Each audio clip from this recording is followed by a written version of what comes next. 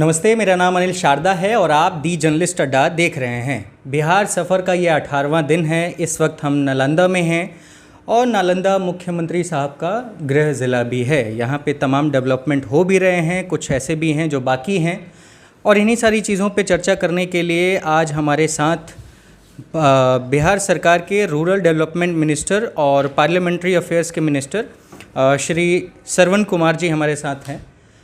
श्रवण कुमार जी के बारे में मैं बता दूं कि ये नालंदा से 1995 से लेकर के अब तक 6 बार लगातार विधायक चुने गए हैं।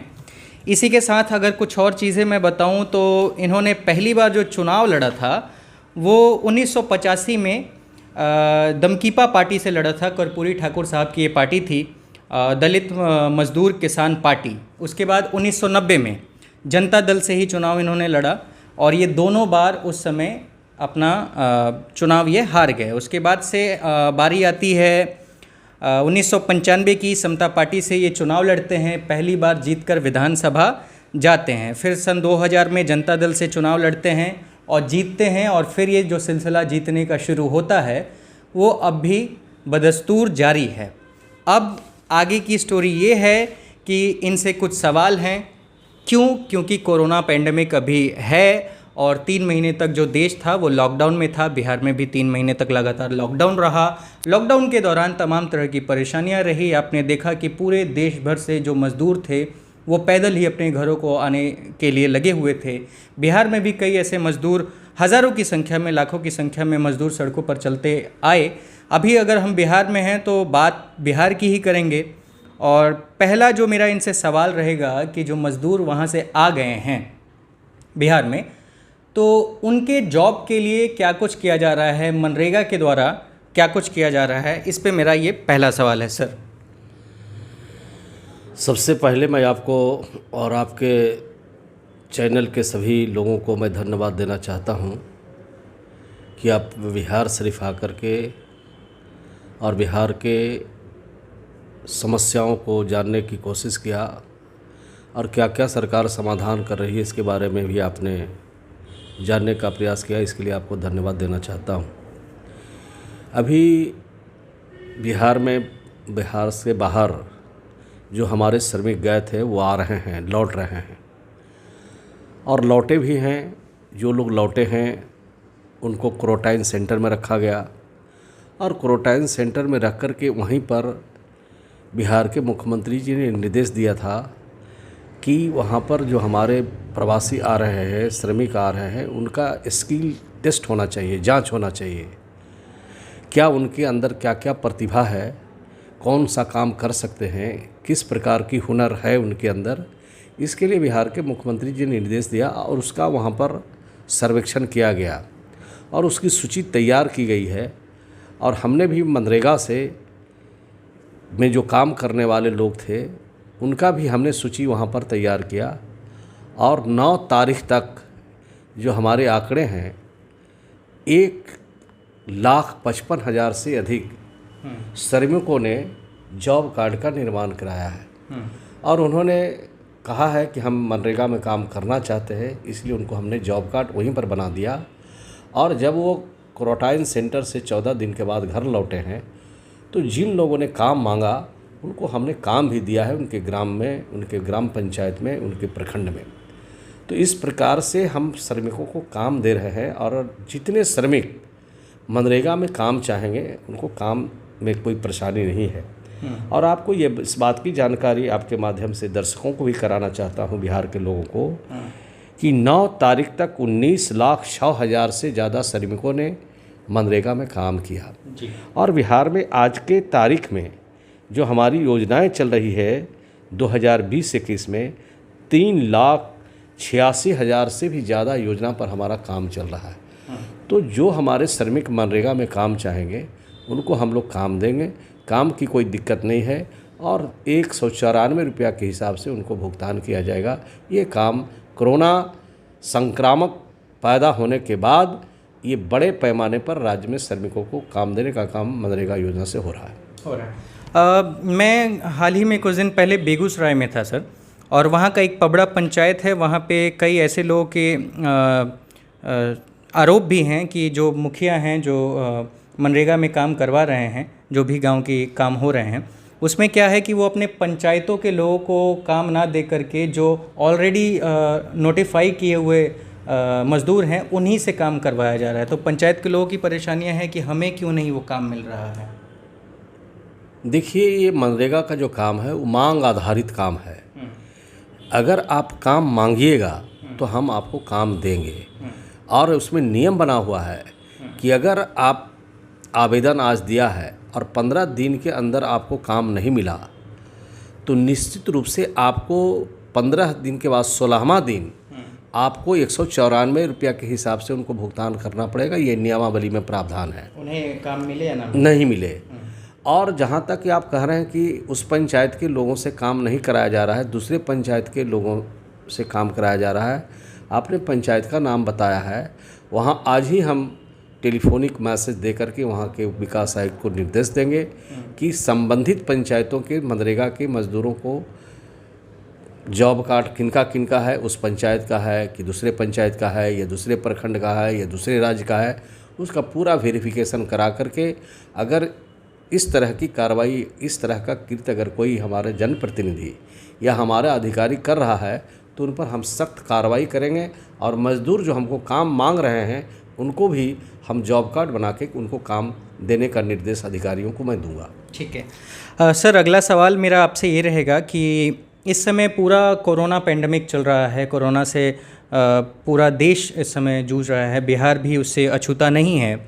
ऐसी स्थिति में जब लॉकडाउन ख़त्म हो गया, अनलॉक शुरू हो गया है और लोग जो हैं वो सोशल डिस्टेंसिंग का पालन नहीं कर रहे हैं, क्योंकि मैं तमाम ज़िलों में घूम रहा हूँ, यहाँ भी मैंने देखा और संजोग से आप इस समय नालंदा में हमसे मिल भी गए।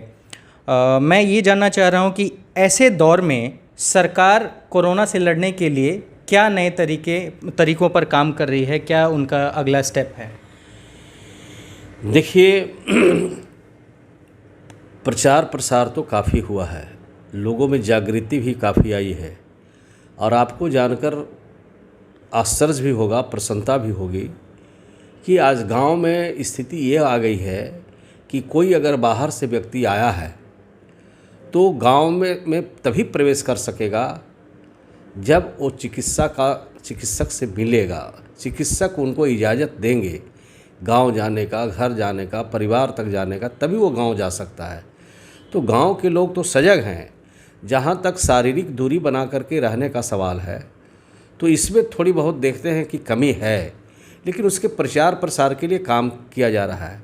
आपको मैं बता दूं कि ग्रामीण विकास विभाग से 2 लाख जीविका की दीदियां मोबाइल के ज़रिए लोगों को सचेत करने का काम किया है, और तरह के भी उपाय किए जा रहे हैं।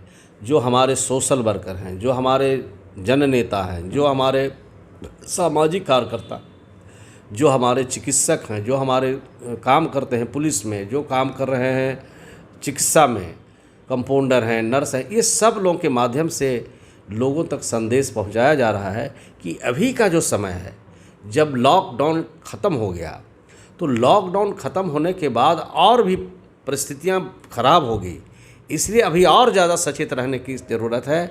अगर हम सचेत नहीं होंगे तो परिस्थितियां बिगड़ेगी, इसलिए परिस्थिति बिगड़े नहीं, इसके लिए अभी से लोग सचेत रहें। इसकी पूरी जानकारी लोगों को दी जा रही है और जानकारी दे करके लोगों को अवेयर करने का काम किया जा रहा है। एक सवाल है सर मेरा, अभी हाल ही में उप मुख्यमंत्री सुशील कुमार मोदी जी ने 30 लाख राशन कार्ड का रिव्यू डलवाया था कि कितने लोगों का एक्चुअल है, नहीं है, बना है कि नहीं बना है, उन्हें बना के दिया जाए। साथ में उसके खबर की अगली लाइन में ये भी था कि 9 लाख रुपए समथिंग पंचायतों को दिया जाएगा पंचम वित्त योजना के तहत, कि वो सब अपने पंचायतों में मास्क और साबुन का वितरण कर सके, सैनिटाइज़ करवा सकें। नालंदा के 1-2 ऐसे पंचायत हैं जिनमें मैंने बातचीत की, मैंने जानने की कोशिश की, मेरे कुछ पत्रकार साथी भी वहाँ पे कार्यरत हैं। उनका कहना है कि उनके पंचायत में अब तक मास्क और साबुन की व्यवस्था नहीं हुई है। मैं खुद गोपालगंज ज़िले से हूँ, मेरा पंचायत जो है वहाँ का वो खालगांव पंचायत पड़ता है, उतना कभी रहा नहीं, लेकिन जो मैं आया तो थोड़ा सा मैंने जानकारी ली। हर घर में वहाँ पे मुखिया जी ने एक गमछा और एक साबुन का वितरण किया है, और वो भी एक लगभग मतलब किन्हीं किन्हीं परिवारों में। अगर मैं 2000 परिवारों की एक लिस्ट कर लूँ कि एक पंचायत में 2000 परिवार हैं, उस हिसाब से उन्होंने अगर मिनिमम 80 रुपये के भी हिसाब से उन्होंने वितरण किया है तो करीब 1,60,000 का उनका एक्सपेंस जाता है। ऐसी स्थिति में वो लोग जो पैसे बच रहे हैं उनके पास, उससे ये कारगर काम क्यों नहीं कर रहे हैं? आखिर जब सरकार दे रही है, पैसा आवंटन कर रही है, तो वो लोग काम करने में पीछे क्यों हो जा रहे हैं सर? उनके लिए क्या कुछ किया जा रहा है? क्या उनकी ऊपर जो प्रशासन है वो ध्यान दे रहा है कि नहीं दे रहा है? देखिए, ग्राम पंचायतों को पैसा मुहैया कराया गया है और जिन पंचायतों के हमारे जनप्रतिनिधियों ने वहाँ पर जो सरकार का दिशा निर्देश है, जो बिहार सरकार के और बिहार सरकार के मुख्यमंत्री जी का निर्णय है, अगर उसका पालन नहीं करेंगे, उसको लागू अगर नहीं करेंगे, तो उस पर मैं समझता हूँ कि समीक्षा की जा रही है और जहाँ जहाँ के जिस पंचायत के जनप्रतिनिधियों ने उसका उल्लंघन किया है या गड़बड़ी की शिकायतें प्राप्त होगी, तो मैं समझता हूँ वो बचेंगे नहीं, उनके खिलाफ़ सख्त कार्रवाई होगी। ये मुसीबत की घड़ी है, ये परेशानी की घड़ी है। इस घड़ी में अगर कोई जनप्रतिनिधि और कोई अगर सरकारी पदाधिकारी कर्मचारी अगर जनता के हित का ध्यान नहीं रखेंगे, तो मैं समझता हूँ कि उनको मुसीबत में पड़ेंगे और ऐसी मुसीबत में पड़ेंगे कि शायद वो सोचे भी नहीं होंगे। अगला सवाल मेरा थोड़ा सा पॉलिटिकली रहेगा सर। सवाल ये है कि आप लगातार 6 बार से विधायक चुन के आ रहे हैं, 2 बार मंत्री रह चुके हैं। आप मुख्यमंत्री साहब के बहुत करीबी नेताओं में से एक हैं और ऐसा ही कभी बिहार में उपेंद्र कुशवाहा जी भी मुख्यमंत्री के बड़े करीब हुआ करते थे और अभी गठबंधन में आप लोगों की सरकार भी है। लेकिन पिछले कुछ दिनों से उपेंद्र कुशवाहा जी का जो राजनीतिक टिप्पणी है वो बहुत अलग हो गई है पार्टी से हटके, गठबंधन से हटके। वो कई बार कह चुके हैं कि अब मुख्यमंत्री को कुर्सी छोड़ देनी चाहिए और किसी नए को बिहार का मुख्यमंत्री बनना चाहिए, क्योंकि 3 बार हो गया, उम्र हो गई, तमाम चीज़ें, उनसे काम नहीं हो पा रहा है। ऐसी स्थिति में आप बिहार सरकार के मंत्री हैं, जनता दल यूनाइटेड के नेता हैं, आप इस पर क्या टिप्पणी करना चाहते हैं? देखिए, बिहार का जो मुख्यमंत्री होता है वो स्वयं कोई व्यक्ति नहीं बनता है। बिहार का जो मुख्यमंत्री बनता है वो बिहार की जनता चुनती है। बिहार की जनता जिस पॉलिटिकल पार्टी को अधिक वोट देते हैं, जिस पॉलिटिकल पार्टी के अधिक मेंबर जीत के जाते हैं, विधायक जीत के जाते हैं, तो विधायकों के संख्या बल के आधार पर मुख्यमंत्री चुने जाते हैं और बिहार की जनता जिसको पसंद करती है वो मुख्यमंत्री बनता है। कोई पॉलिटिकल पार्टी चाहे जिसके पास एक भी एमएलए नहीं, वो कैसे मुख्यमंत्री बन सकता है? मुख्यमंत्री तो वही बनेगा जिसके पास ज़्यादा संख्या बल रहेगा विधायकों का। लोकतंत्र में संसदीय जो परंपरा है उसके हिसाब से, जो नियम है भारत के संविधान में जो प्रावधान है उसके हिसाब से जनता मालिक होती है और जनता जिसको चाहे माला पहनाएगा वही मुख्यमंत्री बनेगा। तो क्या कहा जा सकता है कि उपेंद्र कुशवाहा जी का ये बड़बोलापन होगा? नहीं, हम कैसे कहें, उनको इच्छा है, जो बोल रहे हैं उनकी इच्छा पर ताला कौन लगा सकता है, रोक कौन लगा सकता है? स्वतंत्र हैं, लोकतंत्र में सब लोग अपनी अपनी इच्छा व्यक्त करने के लिए स्वतंत्र हैं। उनको ये अच्छा लगता होगा इसलिए बात बोलते हैं, लेकिन वह बिहार की जनता को जब तक अच्छा नहीं लगेगा तब तक कोई मुख्यमंत्री नहीं बन सकता है। जी। अगला सवाल है कि पहला जो टर्म था 2005 से लेके 2010 के बीच, पूरे बिहार की जो जनता है वो बहुत खुश थी इस सरकार से। आगे उसके बाद उन्होंने दोबारा नीतीश सरकार को मौका दिया, दोबारा मुख्यमंत्री बनाया। उस दौरान भी 50-50 काम हुए, लेकिन तीसरे टर्म में सृजन घोटाला, छात्रवृत्ति घोटाला में फंसकर सरकार पर बहुत सारे लांछन भी लगे। ऐसी स्थिति में आप सुशासन बाबू की सरकार को कहाँ देखते हैं? देखिए, बिहार की जो सरकार है वो कानून का राज है। बिहार में कोई व्यक्ति, कोई समूह, कोई संस्था अगर चोरी करता है, बेईमानी करता है, घोटाला करता है, उसकी इजाज़त ये सरकार नहीं देती है। जो लोग ऐसे कृत्य करने वाले लोग हैं उनके खिलाफ सरकार जांच कराती है, जांच कराने के बाद उन पर कार्रवाई करती है और ऐसी कार्रवाई होती है कि पूरा देश और दुनिया जानता है कि बिहार में जो गड़बड़ी करने वाले लोग हैं, जो लूटने वाले लोग हैं, वो किस तरह से उन पर कार्रवाई होती है, पूरे देश और दुनिया के लोग जानते हैं। और सर और एक एक करके कार्रवाई हुई है। आप जिन घोटालों की चर्चा किया, जिन गड़बड़ी की चर्चा आपने किया, उस पर कार्रवाई हुई है। सृजन घोटाला में लोग पकड़े गए हैं, जेल में बंद हैं और रिकवर हो रहा है।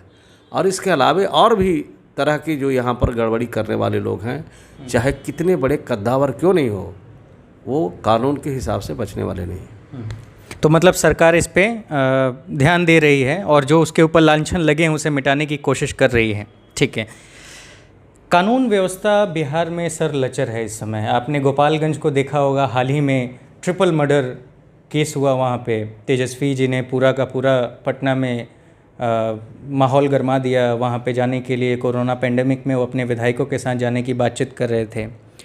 बेगूसराय की बात करूं तो अभी हाल ही में पिछले 10 दिनों के भीतर करीब 10 से ज़्यादा मौतें हुई हैं, एनकाउंटर हुए हैं और दंगे के टाइप आप कह सकते हैं। एक वहाँ पे होमगार्ड है, उसको माथे पर गोली मार दी अपराधियों ने। कहाँ है सर कानून व्यवस्था में? तो फेल हो रही है सरकार आपकी। आपने सवाल, बहुत महत्वपूर्ण सवाल आपने पूछा है। देखिए, क्राइम फ्री बिहार नहीं है और न कोई बिहार के बाहर जो भारत का कोई राज्य है वो क्राइम फ्री नहीं है। पूरी देश, पूरी दुनिया क्राइम फ्री नहीं है। घटनाएं होती है, लेकिन आप देखिए कि घटना के बाद किस तरह से उस पर अंकुश लगाने का काम होता है, किस तरह से उन पर कार्रवाई होती है। मैं बताना चाहता हूं कि ये घटना का अंजाम देने वाला व्यक्ति बचने वाला नहीं है। अगर घटना को अंजाम दे दिया है तो बचने वाले नहीं हैं। लेकिन घटना के कारण को भी जानना पड़ेगा कि किन कारणों से किसी की हत्या हो रही है, किन कारणों से मर्डर हो रहा है उनका। तो ये सब कारण अलग अलग हैं। कहीं ज़मीन विवाद है, कहीं ठेकेदारी का झंझट है, कहीं पारिवारिक झंझट है। इन कारणों से भी हत्याएं हो रही है। तो इस प्रकार की घटनाओं को अलग अलग आकलन करना पड़ेगा, तब आप कह सकते हैं कि कानून व्यवस्था के मामले में बिहार फेल है। हम इतना अवश्य कह सकते हैं कि बिहार में आज चले जाइए किसी गांव में, गांव से 1 किलोमीटर हट करके भी अगर एक परिवार का आदमी एक घर बना के रह रहा है तो ये कानून बिहार में जो काम कर रहा है उसका असर है। और आप देख लीजिए कि भाई 12 बजे रात में भी, 1 बजे रात में भी आज आदमी पैदल जा रहा है, सड़कों पर जा रहा है, साइकिल से जा रहा है। अगर उसकी आवश्यकता ऐसी होती है तब आप सोच लीजिए। पहले तो 7 बजे के बाद अगर निकलना हो तो बहुत मुश्किल से, डर से निकलता था। बच्चे घर से जाते थे स्कूल, उसके माता पिता स्कूल बंद होने से पहले वहाँ खड़ा रहते थे गाड़ी लेके। ये आप किस राज्य की बात कर रहे हैं? जंगल राज? हम लोग के बच्चे घर लौटेंगे नहीं लौटेंगे। तो ये सारी चीज़ों पर भी नज़र डालिए, तब पता चलेगा कि बिहार कहाँ था और अभी बिहार, नीतीश कुमार जी के 15 सालों में बिहार कहाँ है। तब स्थिति का जायज़ा लीजिएगा, तब बिहार के बारे में आपको सही असेसमेंट पता चलेगा। आप लालू राज के 15 साल और अपने 15 साल को कंपेयर कर रहे हैं, और किस चीज़ को लेकर के आप कह सकते हैं कि आपकी सरकार बेहतर है? हम कंपेयर नहीं कर रहे हैं, हम सिर्फ उदाहरण आपको दिया कि वो बिहार था जहाँ बच्चे स्कूल जाते थे, उनके माता पिता स्कूल बंद होने से पहले 15 मिनट पहले वहाँ स्कूल के पास खड़े हो जाते थे कि हम अपने बच्चों को लाने जा रहे हैं। गांव से, घर से बाज़ार जाता था आदमी तो लौट के आएगा कि नहीं, उसकी गारंटी नहीं थी।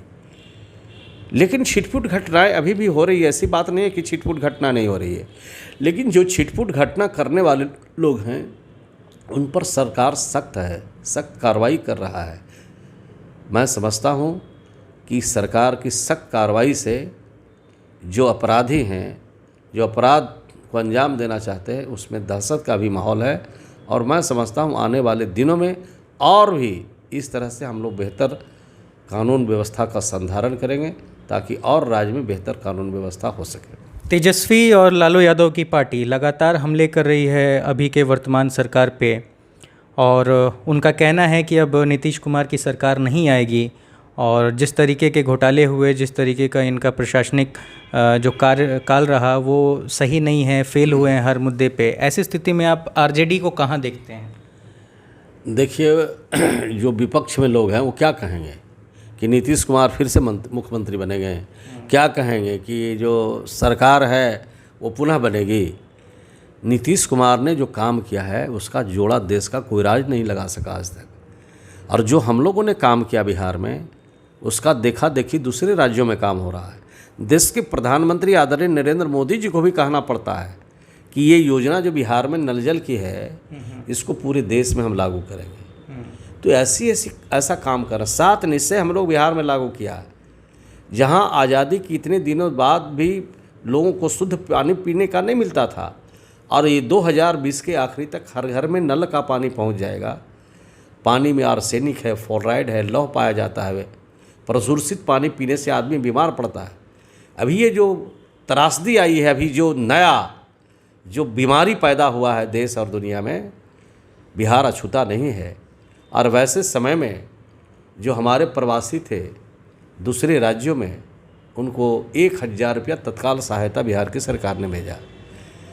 जहाँ है वहीं उनको पैसा मिल रहा है। दूसरा, जितने यहाँ पर गरीब लोग हैं, चाहे राशन कार्डधारी जितने लोग हैं, सबको 5-5 केजी अनाज प्रति व्यक्ति 3 महीने तक मिलेगा। 1 किलो 3 महीने तक, 1-1 किलो 3 महीने तक 3 केजी दाल उनको मिलेगा। 1000 रुपया उनके राशन कार्ड जिनके पास है, आधार कार्ड से लिंक है, उनको 1 लाख रुपया मिल रहा है। इसके 1000 रुपया मिल रहा है। इसके अलावे जो राशन कार्ड से वंचित थे उनका भी राशन कार्ड बन रहा है, उनको भी 1-1 हज़ार रुपया मिलेगा। जो प्रवासी आए हैं और उनके पास राशन कार्ड नहीं है, उनको भी 5 केजी अनाज मुफ्त में दिया जाएगा। तो ये सरकार कैसी सरकार चाहिए? गांव से लेके शहर तक, शहर से लेके कस्बा तक, हर मोहल्ला, हर टोला, हर व्यक्ति, हर जाति, हर धर्म, सब मजहब को मानने वालों को लेकर चलने वाली सरकार चाहिए, या फिर लूट खसोट वाली सरकार चाहिए? तो बिहार की जनता को तय करना है। किसी व्यक्ति को कहने से न नीतीश कुमार हटने वाले हैं और न किसी नेता के कहने से हटने वाले हैं। बिहार की जनता फैसला लेगी, और मैं समझता हूं कि जनता के लिए जो काम किया है बिहार के लिए नीतीश कुमार जी ने, अद्वितीय है। और इस काम से बिहार की जनता, मैं समझता हूं, आशीर्वाद अगर देने का बारी आएगा बिहार की जनता को, तो सबसे पहले नीतीश कुमार जी को आशीर्वाद मिलेगा। जी, आखिरी सवाल पूछूंगा, और ये आखिरी सवाल मेरा ये रहेगा कि इलेक्शन का समय आ चुका है। इलेक्शन को लेकर के आप लोग की तैयारियां कैसी हैं? और कोरोना का जिस तरीके से प्रभाव है, ऐसे में इलेक्शन जब होंगे तो क्या सोशल डिस्टेंसिंग के पालन हो पाएंगे, और क्या कुछ तैयारियां हैं? और इसके पहले ये सवाल जोड़ दूंगा, आप दोनों सवाल के जवाब एक साथ दे सकते हैं। पूर्णिया में और कोसी वाले जो क्षेत्र हैं, वहाँ पे मक्का की जो खेती है उसी पे किसान उस पे आधारित है। ऐसी स्थिति में क्या हो रहा है कि सरकार ने अभी 1850 रुपये का न्यूनतम समर्थन मूल्य तय किया है, लेकिन वहाँ पे जो ख़रीदार हैं वो किसानों को नहीं मिल पा रहे हैं, जिसके वजह से वो 1100 से 1200 रुपये के दाम पे अपने सामान को बेचना पड़ रहा है, मजबूरी बन गई है। ऐसी स्थिति में उनके साथ क्या हो रहा है सर?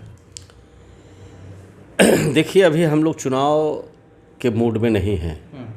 अभी जो बाहर से हमारे प्रवासी आए हैं और राज्य के अंदर जो हमारे कोरोना से परेशान जो लोग हैं, अभी उनकी खिदमत करना चाहते हैं, उनकी सेवा करना चाहते हैं, उनकी तकलीफ़ को दूर करना चाहते हैं, उनकी समस्या का हल करना चाहते हैं।